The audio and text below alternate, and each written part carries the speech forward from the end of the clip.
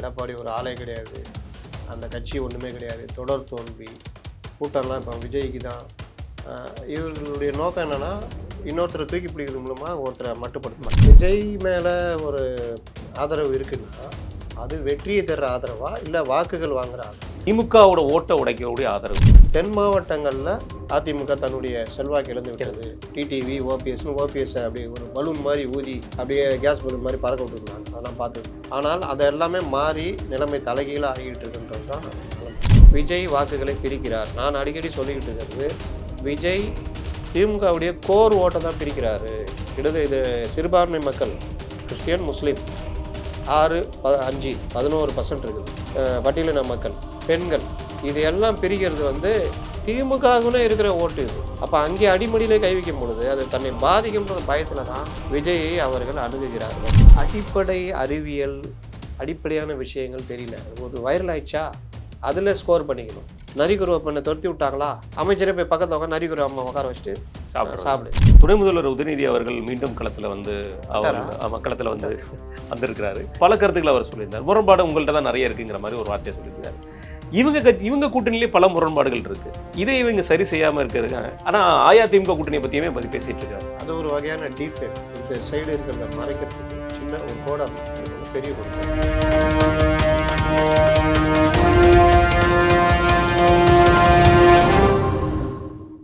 வணக்கம். இன்று நம்மிடையே இணைந்திருப்பவர் மூத்த பத்திரிகையாளர் திரு முத்தலிஃப் அவர்கள். நான் வணக்கம். தமிழ்நாட்டில் 2 பெரிய கட்சி திமுக அதிமுக தேர்தல் பிரச்சாரத்தை தொடங்கி போயிட்டு இருக்காங்க. இதில் எதிர்க்கட்சி தலைவர் எடப்பாடி அவர்கள் மக்களை காப்போம் மக்களை காப்போம் தமிழத்தை மீட்போம்னு சொல்லி ஒரு பிரச்சாரத்தை தொடங்கியிருக்கிறாரு. அந்த பிரச்சாரத்தில் கேட்கப்படுற பல கேள்விகளுக்கு திமுக சைடோ திமுக அமைச்சர்கள் சைடோ திமுக எந்த ஒரு பதிலும் சொல்லாமல் அந்த கூட்டணியை பற்றியே மட்டுமே பேசுறதுக்கு என்ன காரணமாக இருக்கும் நீங்கள் நினைக்கிறீங்க? அதுக்கு முன்னாடி நான் ஒன்று கேட்குறேன். பிரச்சாரம் கிளம்பிட்டாங்க. அவருக்கு போராட்டங்கள்லாம் யாருமே எதிர்பார்க்காத அளவு கூட்டக்கூடாது. இவர்கள் என்ன சொல்லிட்டு இருந்தாங்க, எடப்பாடி ஒரு ஆளே கிடையாது, அந்த கட்சி ஒன்றுமே கிடையாது, தொடர் தோல்வி, கூட்டம்லாம் இப்போ விஜய்க்கு தான். இவர்களுடைய நோக்கம் என்னென்னா இன்னொருத்தரை தூக்கி பிடிக்கிறது மூலமாக ஒருத்தரை மட்டுப்படுத்த மாட்டோம். 2024 பாஜக தான் அண்ணாமலை தான் தூக்கி பிடிச்சி இவங்களை ஒன்றும் இல்லாமல் ஆக்கிறதுக்கு வேலை நடந்தது. அதில் சில வெற்றியும் பெற்றார்கள். அந்த மாதிரி இப்போ விஜய் பண்ணுற வேலைலாம் நடந்துகிட்டு இருக்குது. ஆனால் நீங்கள் பார்த்தீங்கன்னா மிகப்பெரிய எதிர்கட்சியாக இவர் கூட கூட்டத்தை சேர்க்கறதுக்கு அவ்வளோ கஷ்டப்படுறாங்க. யாருக்கு? திமுக. இந்த போகிறாரு, இதெல்லாம் பார்க்குறீங்க கூட்டத்தை. ஆனால் இங்கே பார்த்தீங்கன்னா நேற்று கள்ளக்குறிச்சி போனார்னு நினைக்கிறேன். அப்படியே மக்கள் வெள்ளத்தில் நீந்திக்கிட்டு போகிறார். இப்போ நீங்கள் சர்வே எடுத்துக்கிட்டு இருக்கிறீங்க திருவண்ணாமலை மாவட்டம். இப்போ நீங்கள் சொல்லுங்கள், இந்த எழுச்சி எப்படி இருக்குது? மிகப்பெரிய லெவலில் இருக்குண்ணே. ஒவ்வொரு ஊர்லேயும் சரி, நாங்கள் போன தொகுதியிலும் இப்போ வரைக்கும் 7 தொகுதியில் நாங்கள் முடிச்சிருக்கோம். இந்த 7 தொகுதியிலுமே அஇஅதிமுகவோட செல்வாக்கு எந்த விதத்துலையும் சரியில்லை.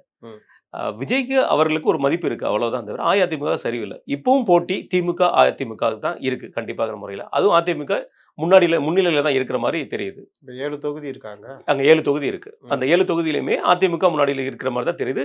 திமுக ஆட்சி மேலே பயங்கர அதிருப்தி இருக்க தான் செய்யுது. அவர் அந்த முன்னாள் அமைச்சர் பிச்சாண்டி நிலைமை எப்படி இருக்கு?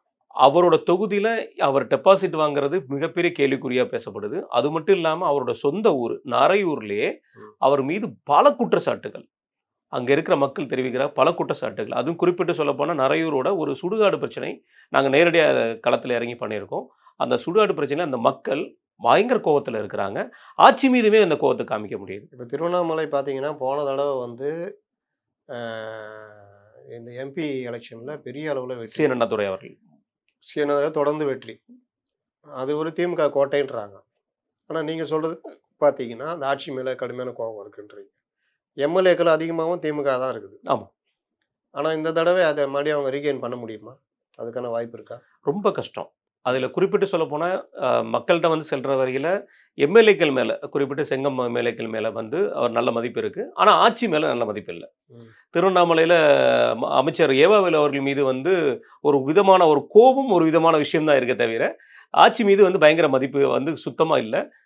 திருவண்ணாமலை மாவட்டத்திலையுமே மண் சரிந்த இடத்த மிகப்பெரிய லெவலில் அந்த மக்கள் பாதிக்கப்படுறாங்க. 6000 குடும்பம் அங்கே பாதிக்கப்பட்டிருக்கிறாங்க. இந்த மாதிரி எல்லா இடத்துலையுமே அந்த ஒரு இது இருக்குது. விஜய் மேலே ஒரு ஆதரவு இருக்குன்னா அது வெற்றியை தர்ற ஆதரவா இல்லை வாக்குகள் வாங்குற ஆதரவு? திமுகவோட ஓட்டை உடைக்கக்கூடிய ஆதரவு. ஏன் திமுகன்றீங்க? அதிமுகவோட ஓட்டை உடைக்க மாட்டாங்க. ஏன்னா திமுக ஆட்சிக்கு வேண்டான்னு மக்கள் பார்க்கும்போது, இது மிகவும் வந்து கிராமங்கள் சூழ்ந்த மாவட்டங்கள் இது எல்லாமே. நாங்க பார்த்த வரைக்கும் இது அஇஅதிமுகவுக்கு தான் அந்த ஓட்டு கன்வெர்ட் ஆகுமே தவிர, விஜய் அவர்களுக்கு கன்வெர்ட் ஆக வாய்ப்பில்ல. இப்போ அந்த விசிகாவினர் அதிகமா இருக்கிற மாவட்டங்கள்ல அது ஒண்ணு. அந்த வாக்குகள் வந்து திமுக கூட்டணியில இருக்கா? இல்ல வேற யாருக்கு கன்வெர்ட் ஆகுது? நேரடியா நாங்க களத்தில பார்க்கும்பொழுது, செங்கம் மாதிரி சில இடங்கள்ல பார்க்கும்போது, அந்த போர்டுகளே அகற்றப்பட்டு விஜய் தாவேகா சைடாக போர்டுகள் மாற்றப்பட்டு விசிக அகற்றப்பட்டு தாவேகா. தாவேகாவோட போர்டுகள் இருக்கு. அப்போ இ இப்போ ஒரு இது நீங்க ஒரு சோற்றுக்கு ஒரு பானை சோற்றுக்கு ஒரு சோற்று பதம். அப்படின்னு பார்க்கும்பொழுது 39 39 தொகுதிகள்ல திருவண்ணாமலை குறி வச்சு நீங்க எடுத்ததுலயே இந்த இது தெரியுது. வட மாவட்டத்துல. இன்னும் வந்து அதிமுக பலமாக இருக்கின்ற கொங்கு, கொங்கு, தென் மாவட்டங்கள்ல பார்த்தீங்கன்னா, இன்னைக்கு வேற லெவல்ல மாறிக்கிட்டு இருக்கு. இவர்கள் பிரச்சாரத்துடைய அடிப்படையான விஷயங்களா கொண்டு வந்தது போன 24ல தென் மாவட்டங்கள்ல அதிமுக தன்னுடைய செல்வாக்கு இழந்து விட்டது. டிடிவி, ஓபிஎஸ்ன்னு ஓபிஎஸ் அப்படியே ஒரு பலூன் மாரி ஊதி, அப்படியே கேஸ் பலூன் மாரி பறக்க விட்டுருந்தாங்க. அதெல்லாம் பார்த்துருந்தோம். ஆனால் அது எல்லாமே மாறி நிலைமை தலைகீழா ஆகிட்டு இருக்குன்றது தான் நிலைமை. பார்லிமென்ட்டுக்கு ஒரு பார்வை, சட்டசபைக்கு ஒரு பார்வைன்றது தான் பொதுவாக மக்களுடைய பார்வை இருக்கும். ஏன்னா அவர்களுடைய கோபத்தை வெளிக்காட்டுகிற இடமாக எம்எல்ஏ வேணுமா வேணாமான்றதெல்லாம். இந்த இடத்துல இப்ப நீங்க சொல்றத பார்த்தா 7 தொகுதினா 4, 5 தொகுதி அதிமுக செல்வாக்கா போய்க்கிட்டு இருக்குது வட மாவட்டங்கள்னா. இது தென் மாவட்டங்கள் கொங்குல எந்த அளவுக்கு போகுன்றது அடுத்தடுத்ததுல இப்ப நீங்க எடுக்கும்போது கூட நம்ம பேசலாம்னு வச்சுக்கங்களேன். அப்போ இதுதான் இன்னைக்கு எடப்பாடி கிடைக்கிற வரவேற்பு. அதுக்கு எடப்பாடிக்கு கிடைக்கிற வரவேற்புன்றத விட, இந்த அரசின் மீது உள்ள கோபம். அப்போ இந்த காரணம், இந்த கோபம் தான் சேர்ந்து தான் இங்க ஒரு எழுச்சியாக மாறி மக்கள் திரண்டத பார்க்குறோம். கட்சி ஆட்களை வைத்து என்னதான் கூட்டம் திரட்டினாலும், அது இந்த அளவுக்கு இருக்குமானா அது தெரியாது. அப்ப ஏதோ ஒரு வகையில மக்கள் கோபத்தை வெளிப்படுத்துகிறார்கள். இந்த இடத்துல தான் இப்ப நீங்க சொல்ற மாதிரி, விஜய் வாக்குகளை பிரிக்கிறார். நான் அடிக்கடி சொல்லிக்கிட்டு இருக்கிறது, விஜய் திமுகவுடைய கோர் ஓட்ட தான் பிரிக்கிறாரு. இது சிறுபான்மை மக்கள், கிறிஸ்டியன், முஸ்லீம் 6, 5 11% இருக்குது. பட்டியலின மக்கள், பெண்கள் இது எல்லாம் பிரிக்கிறது வந்து திமுகவுக்குன்னே இருக்கிற ஓட்டு இது. அப்ப அங்கே அடிமடியிலே கை வைக்கும் பொழுது, அது தன்னை பாதிக்கும்ன்ற பயத்துல தான் விஜயை அவர்கள் அணுகுகிறார்கள். சரி, ஒரு பெரிய அதிர்ஷ்டம் திமுகவுக்கு என்னன்னா, விஜயால பேச தெரியல. பெருசா பேச வரல. அவர்களால அரசியல் செய்ய முடியல. இல்லன்னா, விஜயை தாண்டி மற்ற தலைவர்கள் திமுகவோடு ஏதோ ஒரு வகையில நெருக்கமாக இருக்கிறார்கள். 2த்துல ஏதோ ஒண்ணு. இதை உடைச்சு விஜய் வெளிய வரதுக்குள்ள தேர்தல் முடிஞ்சிரும். அப்போ இதுதான் தாவேகா நிலைமை. என்ன அவர்களுக்கு ப்ளஸ் பாயிண்ட் விஜயுடைய ஃபேமு. ஒரு தடவை அவருக்கு வாய்ப்பு குடுப்போம். 2 பேரும் மோசம்யா அப்படின்ற ஒரு இது இளைஞர்கள் மத்தியில வாக்குகளாக மாறும். இது வாக்குகளாக மாறுமே தவிர, உறுப்பினர்களாக மாறுமானா மாறாதுன்றது தான். அதனால இது கிட்டத்தட்ட ஏடிஎம்கே தன்னுடைய இதை எடுத்து கிளம்புறாங்க. இதுல அவரு பேசுற விஷயங்கள், முதல் நாள் அவரு வந்து பருத்தி விவசாயிகள், விவசாயிகள் சங்கங்கள் இவர்கள்லாம் அழைச்சு பேசும்பொழுது, உண்மையிலேயே வந்த கூட்டம் இதெல்லாம் பார்த்து அவர் பேசுற சப்ஜெக்ட் கம்பேரிசன் இருக்குல்ல. நீங்க எப்படி கம்பேர் பண்ணுவீங்களோ, அந்த மாரி அந்த சைடும் பண்ணுவாங்கல்ல. அப்போ ஒரு விவகாரத்துல அவர் எவ்வளோ டீப்பா இருக்காரு. குறிப்பா அவர் விவசாயம் சார்ந்த விஷயங்கள்ல டீப்பா இருப்பாரு.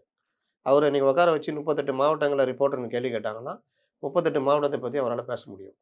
38 மாவட்டம் பேர சொல்ல முடியும்.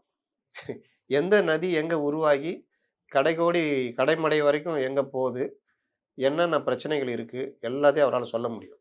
இங்க அது மைனஸ்.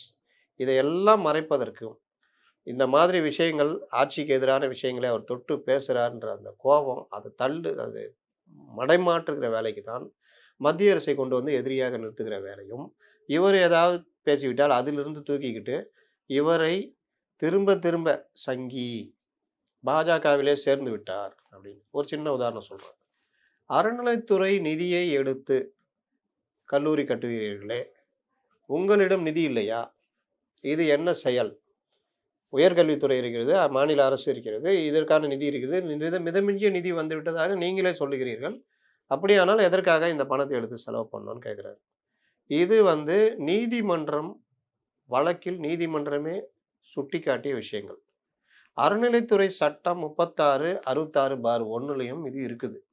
இதை மீறி இவர்கள் 8 கல்லூரிகள் கட்டுவதற்கான ஜீவோ போட்டு 4 கல்லூரிகளை பொதுக்கல்லூரி கட்டி திறந்து வைச்ச பிறகு அதன் மேல் ஒரு பொதுநல வழக்கு நீதிமன்றத்தில் 2021 செல்லும் பொழுது நீதிமன்றம் அந்த அஃபிடவிட் இவர்களும் என்ன குறிப்பிடுறாங்கன்னா, 36 அறநிலைத்துறை சட்டம் 36 சர்ப்ளஸ் அமௌண்ட், அதாவது உபரி நிதி. ஒரு கோயிலுக்கு 5 கோடி ரூபா வருதுன்னா, அதுல அந்த ஆண்டு முழுவதும் அந்த கோயில் பராமரிப்பு, பக்தர்களுக்கான செலவு, பக்தர்களுக்கான மற்ற விஷயங்கள், பக்தர்கள் தங்குமிடம், அன்னதானம், கோயிலுடைய புனர்நிர்மாணம், கும்பாபிஷேகம், இந்த மாதிரி பல விஷயங்களுக்கு கோயில் சார்ந்த சில இதெல்லாம் இருக்கும். அதற்கான செலவு, புரோகிதர்கள் சம்பளம், மற்ற விஷயங்கள் எல்லாத்துக்கும் ஒரு 4 கோடி செலவாகுது. 1 கோடி மிச்சம் இருக்கு. ஒரு 4 வருஷத்துல 4 கோடி ரூவா, 5 கோடி ரூவா உபரி நிதியா இருக்குன்னா, அதை என்ன செய்யலான்னு இந்த ட்ரஸ்டி தீர்மானிக்கும். அந்த ட்ரஸ்டி அந்த கோயில் இருக்கிற ஊர்லயே ஒரு ஸ்கூல நம்ம வந்து மேல்நிலைப் பள்ளியா அந்த இதில பண்ணலாம் அப்படின்னா, ஓகே அப்படின்னா பண்ணலாம். ஒரு புதிதாக ஒரு பாலிடெக்னிக் கட்டலாம் அப்படின்னா கட்டலாம். அந்த மாரி கட்டுறத அரசோட இணைந்து அறநிலைத்துறை இது பண்ணி, அது ஏதோ இவர்களுடைய சாதனை போல் திறந்து வைப்பார்கள். இதெல்லாம் கடந்த காலங்களில் நடந்திருக்கிறது. அதுக்கு ட்ரஸ்டி ஒப்புதல் குடுத்துருக்காங்க. இதுக்கு கட்டுறதுக்கு இந்த பணத்தை எடுக்கிறதுக்குலாம் யார் பர்மிஷன் குடுத்தது? அங்க ட்ரஸ்டி குடுத்தாங்களா? ட்ரஸ்டியே இல்ல. எந்த கோயிலும் ட்ரஸ்டிய நியமிக்கல. அப்ப யார் பண்ணா? அதிகாரிகளே பண்ணிட்டாங்க. உன் வேலை அது கிடையாது. அறநிலையத்துறையுடைய வேலை என்ன? பராமரிக்கிறது. வாட்ச்மேன் வேலை தான். இன்னொருத்தர் ஒரு பெரிய கண்டுபிடிப்பை கண்டுபிடிச்சு சொல்றாரு. அமைச்சர் சிவசங்கர். கோயிலில் போடும் உண்டியல் பணம், அது மக்கள் பணம். மக்களுக்கு தானே செலவழிக்கணும். யார் சொன்னா? அது இறைவனுக்காக போடுறது. அப்புறம் எதுக்கு அறநிலையத்துறை வச்சிருக்கீங்க? கோயிலுக்கு அப்ப கோயிலுக்கு போடுற பணம் மக்கள் பணம்னா, திருப்பதி கோயில்ல இருக்கிற பணத்தெல்லாம் எடுத்துட்டு வந்து எல்லாத்தையும் பிரிச்சு கொடுத்துடலாம். எல்லாத்துக்கும் பிரிச்சு குடேன். இல்ல எல்லா கோயில்களுக்கும் கூட பார்ப்போம். இல்ல ஒரு கோயிலு, பணக்கார கோயில் திருச்செந்தூர் கோயில் இருக்குது. 2 கோடி ரூவா வருது. இந்த கோயில் நிதி எடுத்து அந்த நோக்கு அந்த கோயிலுக்கு கொடுத்தா அவர் மாவட்டத்திலேயே மிகப்பெரிய கோயில் இருக்கு. இப்ப ஆ. பிரம்மபுரீஸ்வரர் ஆ. கோயில்ல இருந்து எடுத்து கூட பண்ணலாம். அத எடுத்து பணத்த எடுத்து அங்கேயே இருக்கிற சின்ன கோயில்லாம் குடுத்துருவாரா? அதனால இந்த மாரி விஷயங்கள்லாம் தெரியாம எனக்கு என்ன இப்ப எப்படி பேச வைக்கிறாங்கன்னா, நான் ஒரு பக்தர் பேசுறாங்க. நான் போடுகிற காசு, அது ஒரு கல்விக்காக போகுதுன்னா நான் உண்மையிலேயே பெருமை அடைகிறேன். எப்படி? போட்டு ரீல்ஸ் கட் பண்ணி போடுறாங்க. இவங்க வேலையே இதுதான். இல்ல எதிர்க்கட்சி தலைவர் கூட 2 தினங்களுக்கு அப்புறம் அந்த விஷயத்த அழகா எக்ஸ்பிளைன் பண்ணியிருந்தாரு. இது பொதுக்கல்லூரின்னு சொல்லி கொண்டு வரும்போது, நாளைக்கு இந்த அறநிலைத்துறையிலேருந்து இத எடுத்து செலவழிக்க முடியாது. உயர்கல்வித்துறையிலேருந்து தான் எடுத்து செலவழிக்கணும். நான் அந்த அர்த்தத்தெல்லாம் ஏன் சொன்னேன்? இவரு இத சொல்லிட்டு அது பதில் சொல்றதெல்லாம் கூடாது. ஏன்னா, அத அப்படியே திருப்புவாங்க. "பாத்தியா, பாத்தியா பயந்துட்டாருன்னு." அதனால எந்த அஜெண்டா எடுத்துக்கணும், எத பேசணுன்றதெல்லாம் இருக்கு. நீங்க பாஜக கூட இருக்கீங்க. உங்கள வந்து இன்னைக்கு சிறுபான்மை மக்களே உங்கள எதிரியா கொண்டு போய் நிறுத்துற வேலைய பண்ணிக்கிட்டு இருக்கிறாங்க. நீங்க இப்ப கேட்டீங்கல்ல, அவர் எவ்வளவோ விஷயம் கேள்விகள் கேட்கிறாரு. ஆனா, இவர்கிட்ட பதில் இல்ல. ட்ரால் பண்ற வேலை பண்றாங்கன்னு. அதுதான் பண்ணுவாங்க. ஏன்னா, இவர்கள் ஆளுங்கட்சி. இவர்கள் சாதனையை சொல்ல முடியல. இன்னைக்கும் பாருங்க, அவரோட பெரிய சாதனை மகளிர் உரிமை தொகை ஒண்ணு தான். அப்புறம் வந்து மறுபடியும் அந்த பழைய இதுக்கு போயிட்டாரு. இந்த பொட்டி வச்சார்ல. இப்ப அந்த இவர் கவர்மெண்டா இருக்கிறதுனால பொட்டி வைக்க முடியாது. அதுக்கு பதிலா மனுக்களை வாங்கி கலெக்டர போட்டு உடனடியாக அதான் இவ்வளோ நாளா அவங்க பண்ணாங்க. 45 நாளைக்கு உடனடியாக 45 நாளுக்குள்ள அப்படி பண்ணணும். இல்ல அந்த திட்டத்திலேயே ஒரு கேள்வி இருக்குல்லண்ணே. இவங்க 2021ல உங்கள் தொகுதியில் ஸ்டாலின்ங்கிற ஒரு விஷயத்த கொண்டு வந்தாரு.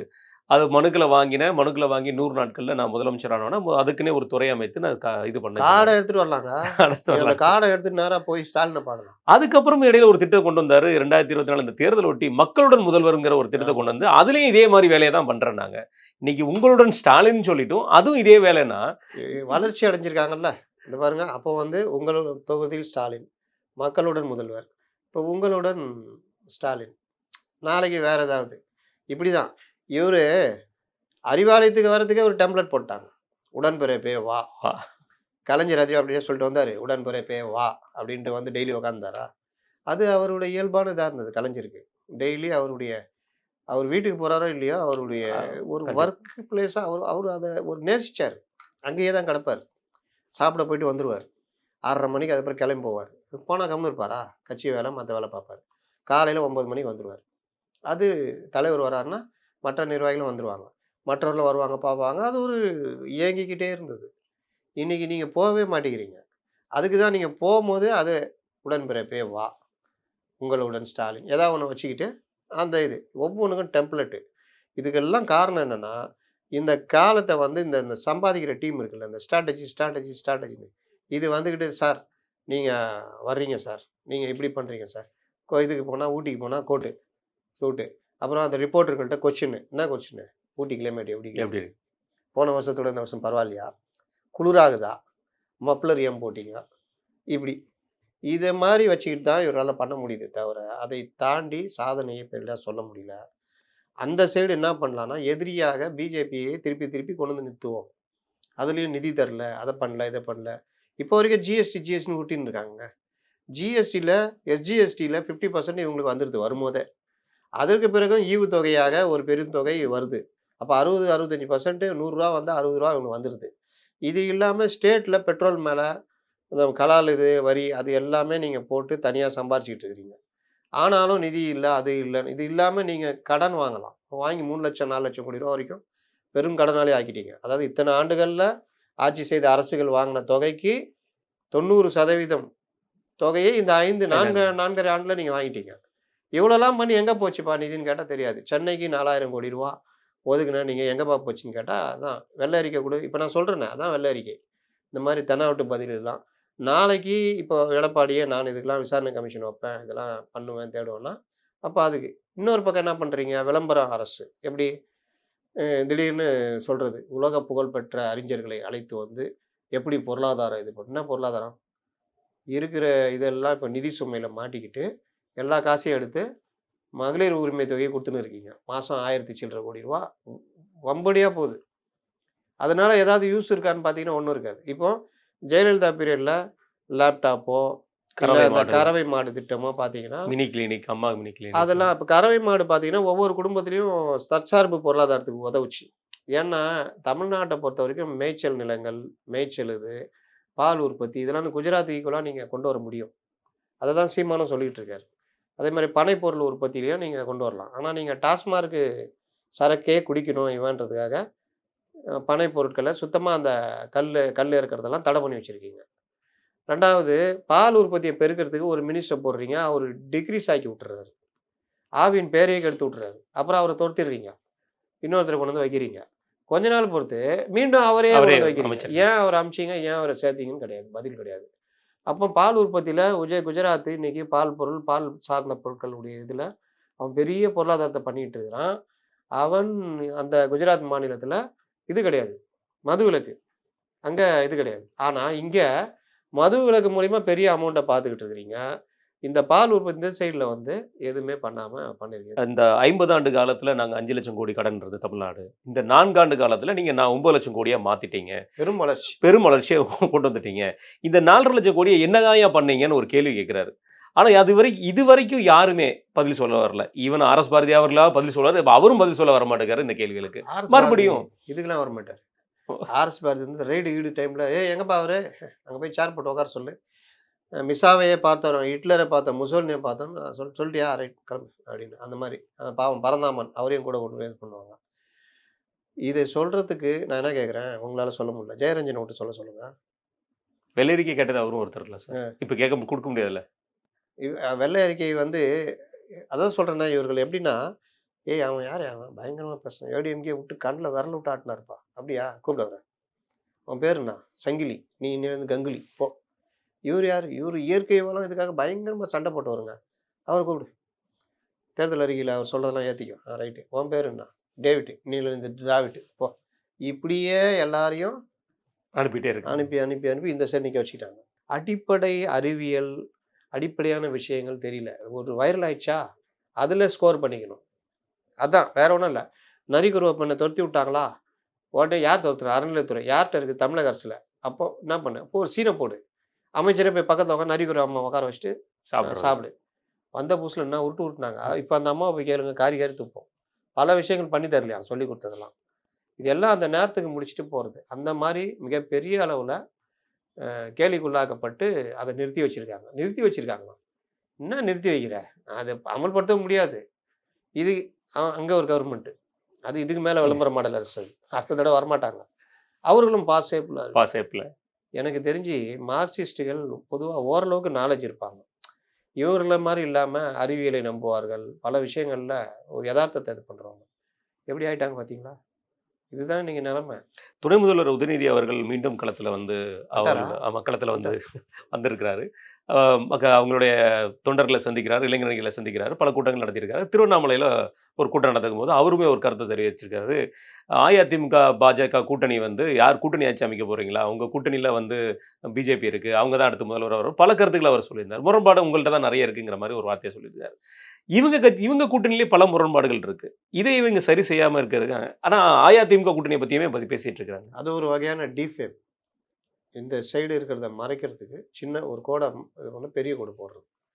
இவர்கள்ட்ட இருக்கிற 1000 பிரச்சனைகளை மறைப்பதற்கு பார் அங்கே பார். நான் ரொம்ப சிம்பிள். நம்ம பத்திரிகையாளர்களே நான் கேட்குறேன். பல பேர் சார் கூட்டணி ஆட்சி எப்படி வரும் சார்? பாஜக வந்து கபலீகரம் பண்ணுறாங்க எப்படி சொல்ல மாட்டாங்க. இந்த மாஸ் மென்டாலிட்டி பொதுவாக எல்லாரும் பேசும்பொழுது இவர்களும் அதில் இரையாயிடுவோம். ஒரு விஷயத்தை ஒரு 60% பேசுகிறாங்கன்னா 40% இருக்காங்களா அதில் ஒரு 30% இரையாயிடும். இல்லை 30-40% பேசும்போது இன்னொரு 40% இரையாயிடும். இது ஒரு வகையான விளம்பர யுக்தி. இதுதான் விளம்பர மாடல் அரசு தானே. என்னன்னா அதிமுகவை பாஜக கபலீகரம் செய்யுது.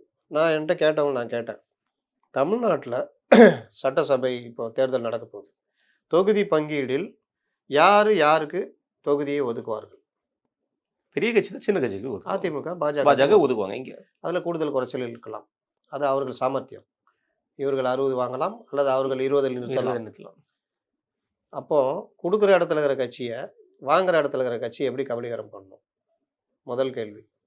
ரெண்டாவது, கூட்டணி ஆட்சியாமே பாஜகலேருந்து தான் முதலமைச்சராம பாஜகவுக்கு என்ன கொடுத்தாலும் 20 சீட்டோ 30 சீட்டோ. இன்னொன்று இந்த முதலாளித்துவ அரசுகளில் இந்த கட்சிகள் கொடுக்குறதுல 30ல் ஒரு 15-20 சீட்டு டிஎம்கே ஜெயிக்கிற இடமா தொகுதி பார்த்து கொடுத்துரும். அவங்களும் அந்த வேலையை பண்ணுவாங்க.